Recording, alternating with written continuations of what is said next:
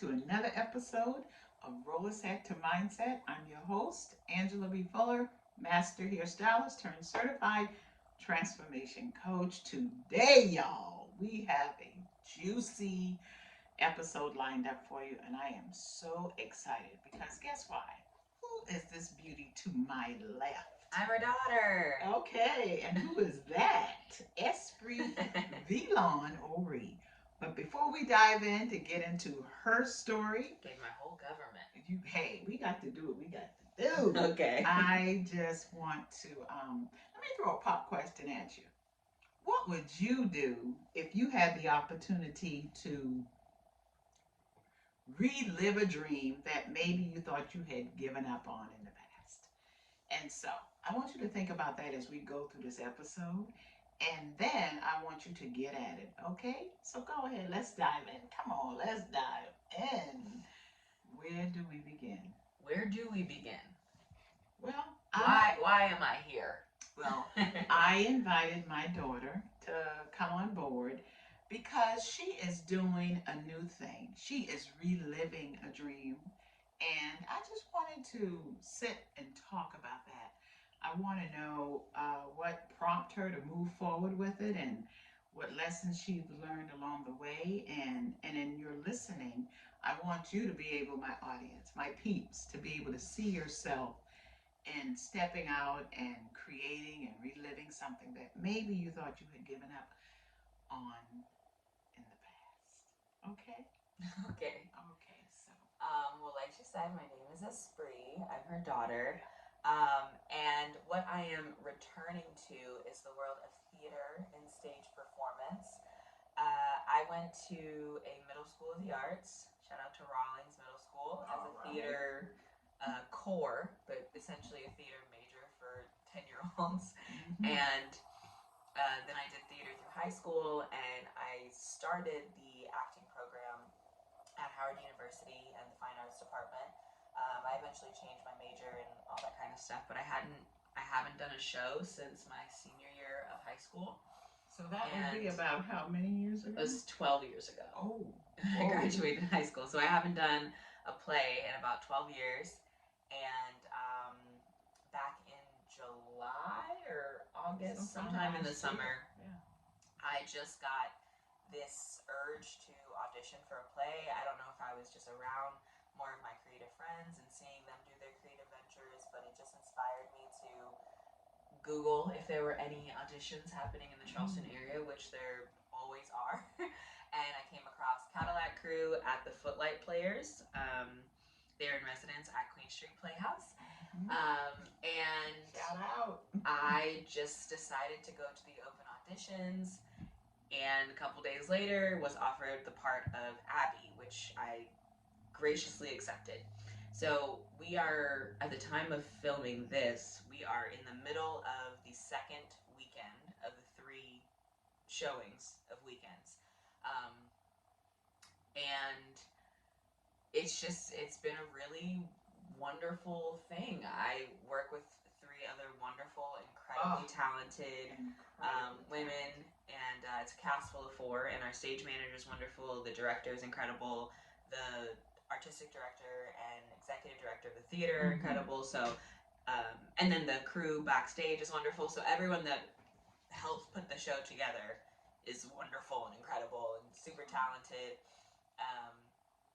And like costume and set design and you know what? Everything. I'm listening to you, but I'm also seeing you, and man, you look so. You're just glowing and talking about it. I not only hear your joy, I see your joy, I feel your joy.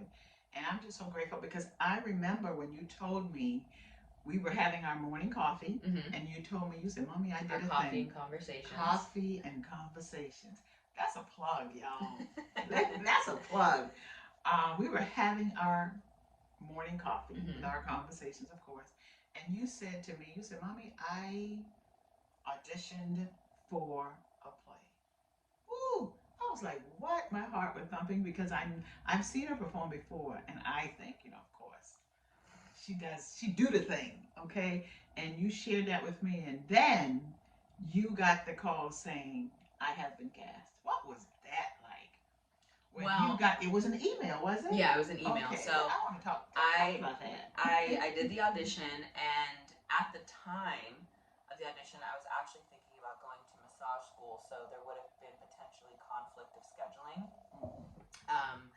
And I relayed that information to the director and to the artistic director of the theater, and they, after the audition, they were like, "Hey, what's up with this conflict? Like, where does this fall in line?" I wasn't exactly sure of hours and stuff, so I had a little bit of an inkling that they were at least interested in casting me for one of the roles. I didn't know which one. I had no idea, and I changed some plans up, so that'll be a later venture, but there was no conflict. No conflict. So I got the email and I said, "Oh, I was offered the role of Abby." And I accepted immediately. He responded to the email. Yes. So glad you did. And it was just on from there. I mean, it was a while before actual rehearsals. How many months actually? So the time you got, like I said, I think auditions were in July or August of 2023. We started rehearsals in February of this year, 2024. Wow. So it was a little wait, but I mean, it was great. So what is it like, having been away from the stage for 12 years, and then having to not just step on the stage, but just going through the process of learning your lines and remember. What was that? So I was really nervous about learning the lines because I didn't know what the script looked like prior to seeing it. So I asked for the script, I think in October, November. I asked for it early just so I could have it. Because I was really nervous, and I found out that it's a very, very wordy show. There's a lot of dialogue from all of the characters, and Abby just doesn't. She just doesn't shut up. She talks the entire show, which is really fun, but was also really intimidating. Yeah. I mean, even when we got to the rehearsal process, I think everyone was like, "Okay, what do we do? We are saying a lot of stuff." And it's not even wordy in terms of back-to-back conversation. It is wordy in these chunks of dialogue that each character has, and it just had the potential to make the show sort of drag on. It's a really wonderful story, a really important story, but it is very wordy. So, without giving too much away, who is Abby? And then not only that, any similarities between you and Abby? So a quick little synopsis of the show itself. Okay. It is, like I said, called Cadillac Crew, and it is about 4 young women between the ages of 22 and 35 in 1963 Virginia during the Civil Rights Movement. They're working in a civil rights office. They're all very different, but they all have sort of intertwined relationships with one another based on how they grew up and all this other stuff. And they eventually go on what is called a Cadillac Crew, so driving through segregated cities in the South. Yes. And trying to integrate the South, and sort of hitting some bumps and humps along the way, and then it fast forwards to a present day podcast situation. So it's a really great story. Abby is the youngest character, so she's 22 years old. She is described as unapologetic and very direct, very intense, very herself. Seeks a lot of autonomy that she's just never had in a different life than she's been experiencing. And so at first, reading through her character, she seemed kind of surface, but characters are never written that way, so there had to be more. She seems a little spoiled, she seems a little, selfish, a little about herself, but she has a lot going on, and I'm not going to go too in depth because I don't want to ruin that for people who are in Charleston and going to see the show. But all of the characters have a lot of depth to them that we see throughout the progression of the show. And it's a really beautiful thing to make these characters on paper become actual people. And you all do it in such a beautiful way. You had mentioned earlier about having some conflict. How are you able, because you know the show is running now, I know you had rehearsal, but the show is running now, how are you able to pull all of this together? What did it require of you? Well, also to answer your other question of similarities that I have with Abby, I believe Abby's an only child, so that's one similarity in terms of how I was raised. I have other siblings, but as far as from this one, I was raised as an only child, and I definitely find some similarities in the way Abby talks about things or thinks about things for herself in that way. I think that we both have always sought after a life of being able to do what we want and a life of choice and not feeling restricted by other people's rules. And I think that Abby is very headstrong. I think she's we differ. I think she's a little bit more intense than me. I don't know if I'm as. It depends on who you are asking. Oh, ma'am. I think that Abby is a little bit more direct than I am and a bit more brash than I am. I can be, corrective, for example, on people saying the wrong words for things. Every day, y'all. But that's a podcast. She's more confrontational than me. Absolutely. I'm not as confrontational of like, I'm thinking something, I'm going to say it on my mind, and I don't care if it makes you uncomfortable. That's not really you. Yeah. No, I think I'm a bit more. Well, you manage that role very well. It's easy to play who you're not. Hey. Say that one more time. It's easy to play who you're not. Yes. But the process of becoming Abby took the input of people who have been more involved in theater for a longer period of time than I. Yeah. So obviously the rehearsal process, we had to break down who our characters are and how they grew up and where they're from and like all the different aspects of their personality and how that affects how they stand and what they're doing at work and how they hold their facial expressions and their posture and everything.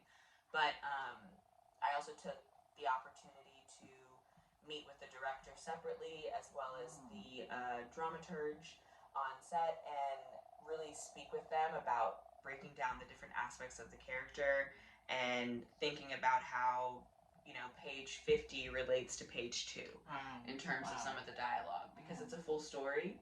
And I think also once I got comfortable with the actual lines themselves, I had to just sort of remove myself from it. And for me, that's always been a really beautiful thing about performance and acting is leaving Esprit in the dressing room and backstage and bringing the character forward because a big concern that I always have that maybe other actors or performers can relate to is just being worried about forgetting a line on stage. Even if you're so sure about every single line, it's natural to be like, oh, what if I forget this part? Or what if I can't pick up where someone else forgets something? And being able to eliminate that fear by saying, Esprit is not on stage. Right. So Esprit can forget a line, but Abby will not forget the words that are just coming out of her mouth. She's simply reacting to another character's words and having a conversation. So these are just her thoughts. They're not lines that she had to memorize. They're not emotions that she had to practice. You say it all so eloquently and so beautifully.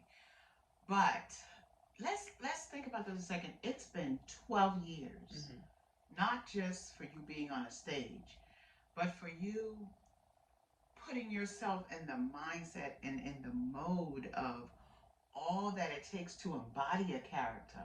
You have other things going on, a lot of going on. I don't think you're giving.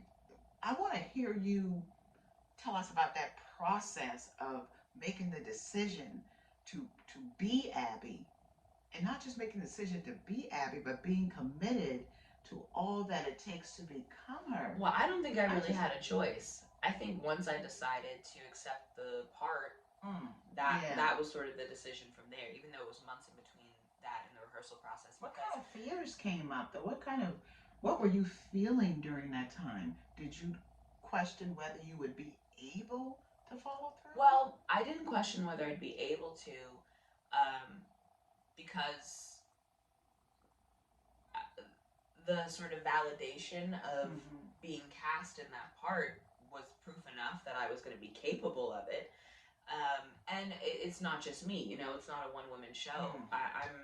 I'm not just responsible for learning my own lines, but I'm for myself, but I'm responsible for learning them for the other members of the cast, because this is their show too, and this is the director's show too, and this is the stage manager's show too, and it's a representation of the theater and of theater as a whole. And so there's a lot of pressure, not necessarily bad pressure, but there's pressure to perform and do well, because at the end of the day, the only people on stage are the people who are going to be judged on whether they do well or not, or whether or not they're believable or not.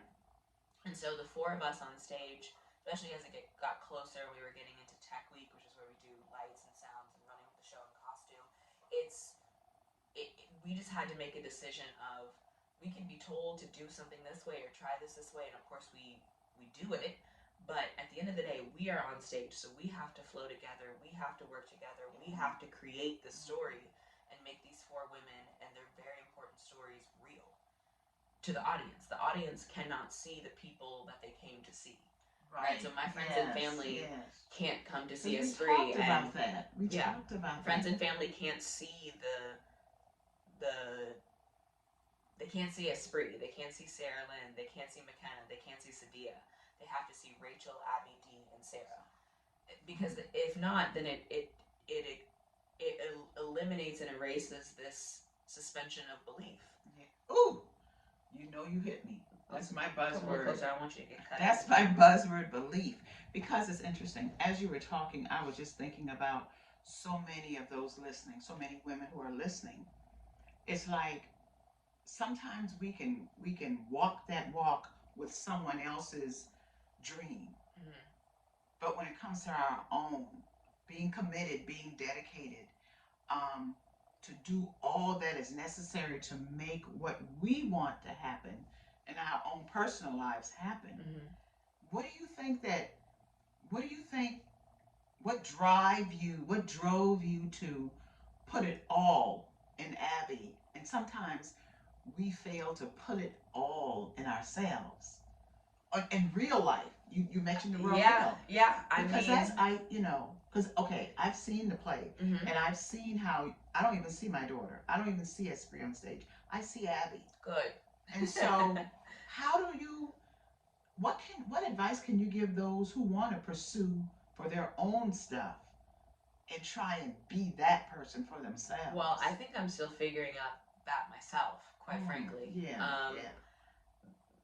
The beauty of acting for me when I was younger was being able to eliminate myself from the stage and just not think about myself, and not put my own concerns or sadnesses, I don't know if that's a word, but sadness. It's a word now. Right. To be able to put my own stuff to the side, mm-hmm. and become a different person, that was fun for me. So I think I'm still figuring out how to transfer that kind of dedication and transformation into my own life, because I am venturing into the world of entrepreneurship at some point in my life, and I work with entrepreneurs, and some of my very close friends are creatives that are going down the entrepreneurial route. My boyfriend is, and so my mom has always been an entrepreneur, so trying to put that same kind of work and time and repetition and consistency into my own stuff is still something that I'm working on. So I don't know if I'm really the person to give advice on it, but it is absolutely your own experience. But it is absolutely something necessary that I think that if you are pursuing a small business idea or a creative venture, mm-hmm. or just wanting to improve at your 9 to 5 or wherever you're working, or even if it's not work, even if it's just putting work into developing a hobby or training and practicing for something. Yes. Sometimes you just have to become a different person. Mm-hmm. So I think whatever field you're leaning into, you just have to think about what kind of person would be successful in this kind of venture. If it's training for a marathon, what kind of person is that? There's someone who runs a lot, who manages how much they're lifting, how much they're eating, how often they're training for something, and so you have to become that person if you're not already that person. So it took a lot of mindset work, would you say? Mindset? Yeah, I guess so. Mindset. I think there's also a time element of it, setting deadlines is important, With the theater, the deadline is already set for you. That's right. These are your rehearsal dates. This is the amount of hours that you're working in rehearsal, but you have to put in time outside of those set, those parameters. And you have up until this date to complete something, which, for example, our off-book date, the date in which we had to be completely knowledgeable of our lines, we did not necessarily meet, and it didn't come with celebratory, like, that's okay, guys, and that's on us. Yeah. But those deadlines are set up when you need to be off book and when the first show is. So at the very not even least, I guess at the very most, you need to know what you're doing, where you're moving, who you're speaking to by this date, because this is when people will be in the audience watching you. If that doesn't sound like real life. Yeah. So you have to set those real experiences. Yeah, you have to set those things for yourself. Yeah. So if you're wanting to start something that doesn't already have a deadline, you have to make the deadline, and you have to, in between now and whenever that deadline is, figure out what is it that you have to do, put in a certain amount of hours. For example, with the somatic program that I'm doing, the somatic certification that I'm doing, I have to be finished by May 15th with the entire thing. Ready or not, that's it. Yeah, ready or not, that is my 6-month deadline of this course. So I gotta get back into it because I had to put it on pause in terms of the intensity during the practicing for the show. So if you were to take a look at who Abby was, how comfortable Abby was with revealing herself to the audience, your first show. I was at opening night. I saw that. And I've seen one show since then, and I'm going to see another one tomorrow. So do you feel like she is more engaged? She's a better version of Abby? She's become a better version of herself? Yeah, I mean, yesterday we had the first show of the second weekend, and I felt way more comfortable on stage. So Abby felt more comfortable in the office. You mean you personally, not... Yes, Esprit felt more comfortable on stage. Abby's not on stage. Okay. In her world, she's not on stage. She is in the office, she's in the car, she's wherever she is. She's just in her own... It's a different world. So, there are times where I speak out to the audience, but it's not necessarily the audience. Because Abby's not in a play. Abby, Rachel, Dee, and Sarah are not in a play. They are just simply at work. Wow. So that's how it has to play out, and that's how it has to be read. Wow. No, I want to sit there for a minute because you helped me to understand something that I had been toiling with. Yeah. Sometimes, most times, to have the most impact, we have to, it's not like we're playing a role. We have to be that. Yeah. Wow, it's not an audience, she's not in a play. Yeah. Is that something that you were told by the director? Where did that come from? Maybe not directly in those words, but we've all been, anyone who's acted before has been told, you're creating a real character, you're creating a real person. So therefore, if you're creating a real person, the world that they're existing is their world. Unless, I'm sure there's some plays where there's direct audience work, where you're breaking the fourth wall, as it's called, and interacting with the audience. But for the most part, you're still in character. So your character still has a different story than you. Abby was born in 1941 in Richmond, Virginia. I am not that. I was born in 1995 in Charleston. So very different worlds.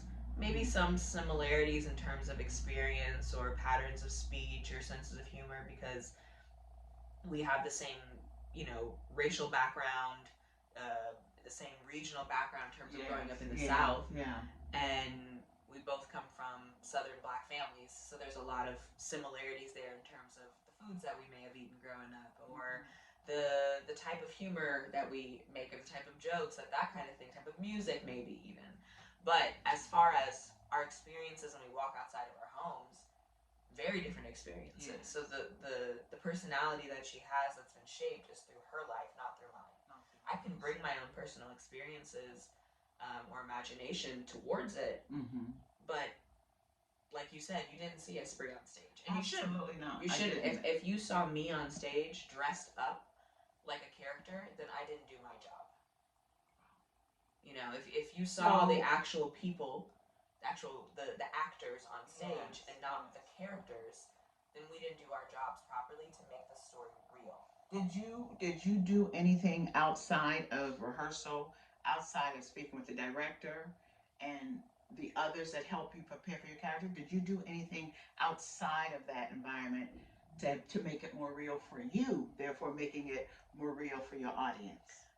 Did you watch any extra movies? Did you read any books? Did you talk to we were given some resources by the stage manager and the director. So kind of. I didn't do as much as I probably could have. But I did dabble. You know, we were given a resource that has a ton of regional accents from all over the world that we could sort of listen to and get slight inflections. And some resources like certain movies, but I didn't watch the films. But movies that I've seen before, things like Hidden Figures, the movie Selma. Like, did you talk to anyone you may know now?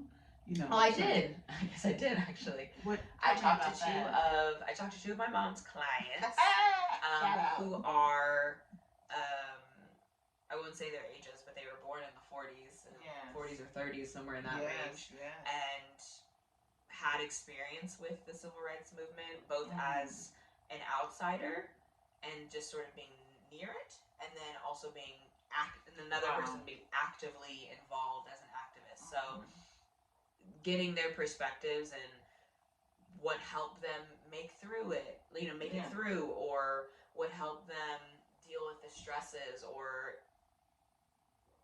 just gaining some wisdom about the setting of the world at that time, because I wasn't alive during that time. I can't relate, but speaking to two women who were alive and well and in their 20s at that time definitely helped shape how Abby may think about some things in the background, as opposed to just, being in the foreground of her personality. Yeah. After watching you on stage, and the other ladies, of course, I just want to applaud all of you for how you bring the character to life. How would you say this experience, the auditioning, the preparation, helping it work with all other things that you've got going on in your life, how has it changed you? How has it made a difference in who you are in this moment, this day? Well, it brought me back to like a little piece of home. When I was, in middle school or even in elementary school, I had envisioned that I was gonna, like every kid, you envision sometimes the biggest things of, I'm gonna be the most famous actress in the world. And I don't necessarily have that desire at this point, but I knew that theater and acting and performance was always something that I had envisioned myself doing for a long time. And the 12-year break was not purposeful.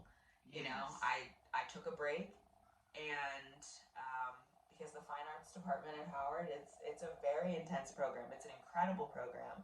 But me at 17, I was still very shy and hadn't done any professional work really, and it was just a very intense program that I don't think I was ready for at the time. Yes. And so I took a break from it, and then life just happens. I gain other interests, or time just passes way more quickly than you realize. And the next it's been a decade, a little over a decade. So I feel going through this process again, I can't imagine myself taking another 12-year break. Because it was something that was such a big passion for me as a kid and as a teenager and as a, incoming young adult. And I always thought about, maybe I'll get back on stage one day. Maybe I'll try out for a play. And I didn't. And then I finally did. You finally did. And it's just a really fun experience. It's very stressful at times. It's very confusing at times. It's a lot of emotions that you have to sort of bring out, and a lot of yourself that you have to sort of push to the side in what you're dealing with. But it is a really beautiful process to look at your lines from getting the script to highlighting your lines and underlining, things for emphasis and having to go back and forth and forgetting your lines while you're in rehearsal and figuring out blocking and figuring out your action and figuring out the time necessary that you have to sort of sacrifice to get to it. I mean, we had rehearsals for the entire month of February, 5 days a week. So, and you're still working. I'm still working, and I'm still in school. You're still working out. You're still in school. You're still eating, bathing. Yes, sleeping, being a girlfriend, a friend. A cousin, a daughter. Right. Trying to be a regular person. It's a lot all at once, and it can get really overwhelming and exhausting. And I was absolutely sleep deprived, probably for the past month and a half, and that's okay. But it's been a really beautiful, wonderful process, and now I get excited. Yesterday when I was putting on my makeup and put my hair in my ponytail. So you do your own makeup for this? We do our own makeup. Wow. Yeah. That's incredible, because you guys look fabulous on stage. Well, thank you. I'm telling you, you're pretty anyway. Everybody, the whole cast is beautiful, y'all. I'm here to tell you, beautiful women. And y'all, I'm telling you. So, you feel like you've gotten to know the characters off stage? Because you all seem to mesh so well. It's such a beautiful mesh of spirits, man. I mean, 5 days a week for 3 and at some point 4 hours. Yeah. Spending time with them. We get to know each other's personalities really well, and we laughed a lot, and laughter is sort of the ultimate bonding. That's right. I guess emotion, joy, and we just become really familiar with one another. And the time that we spend backstage when we're getting ready for the show, putting on our makeup and putting our mics and can you help me button this and zip this, and we just talk and laugh. We run through the show a couple times. Yeah. Well, 8 times, because there's not that much time. I feel very comfortable with them. I feel like they feel very comfortable with me, and it's just a really nice bonding experience as well. Yeah. So, tell me, what is next? Is there a next? Can we know now if there's a next? Are you auditioning for anything? I have an audition on Monday for another show for the upcoming 93rd season of Footlight Players. I believe it's the 93rd.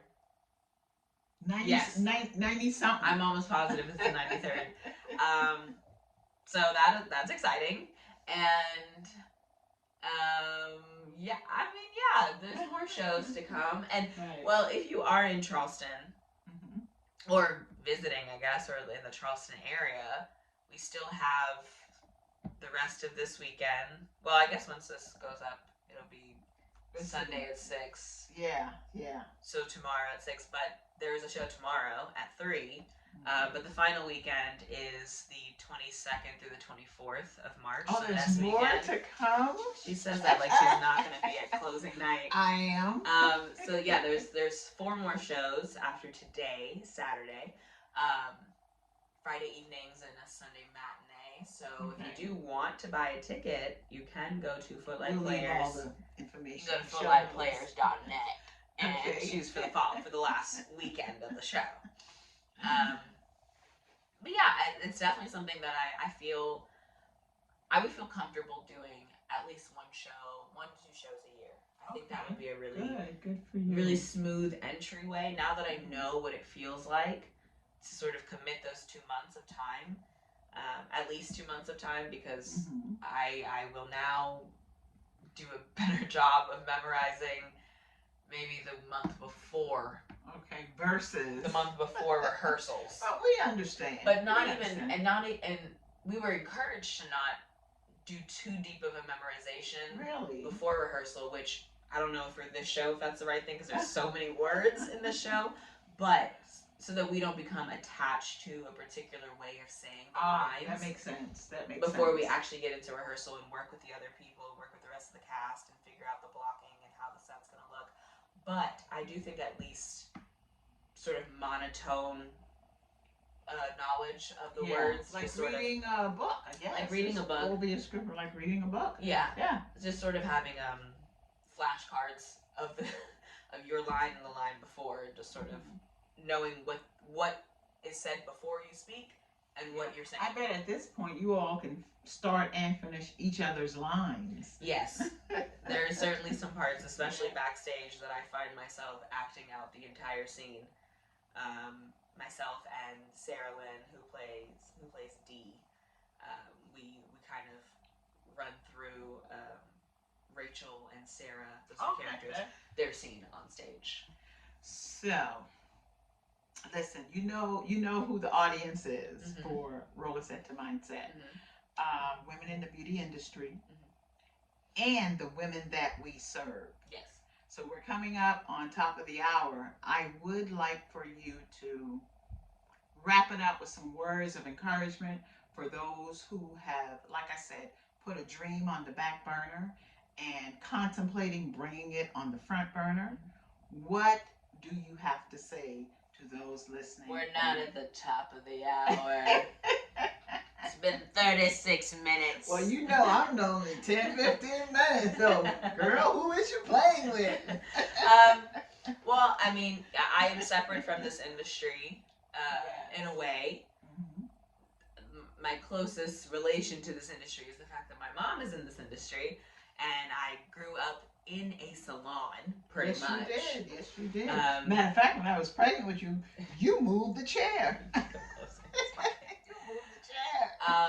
Yeah, so, I mean, I'm going to be going to massage school, so slightly related to the beauty industry in terms of how things are done. Also, I'm moving the mic around and looking this way because I'm doing the sound.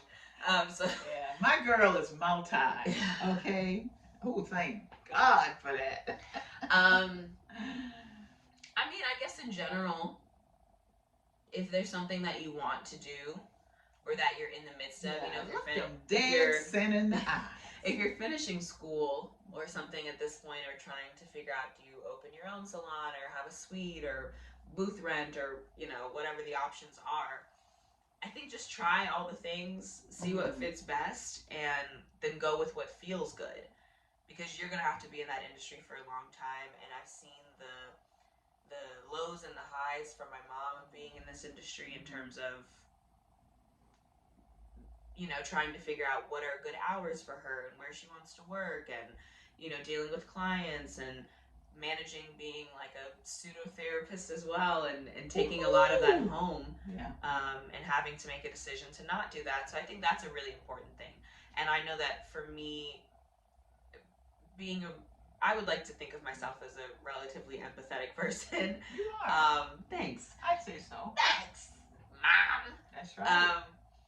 It's very easy to get weighed down by other people's stuff.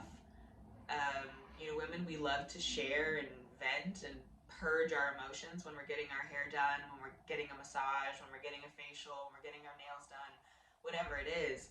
And as the practitioner, it's very easy to take a lot of that on and absorb it and then take it home, and it affects your mood, it affects your ability to sort of get into a good headspace. And I think finding ways to cope through that, whether it's meditation, whether it's screaming in your car in your driveway before you get home, before you walk inside the house, whatever it is, or just making a mental and verbal decision to say, like, okay, everything that I've taken in, I'm glad they could get it out, but it's not my stuff. I release it. I'll leave it in the salon.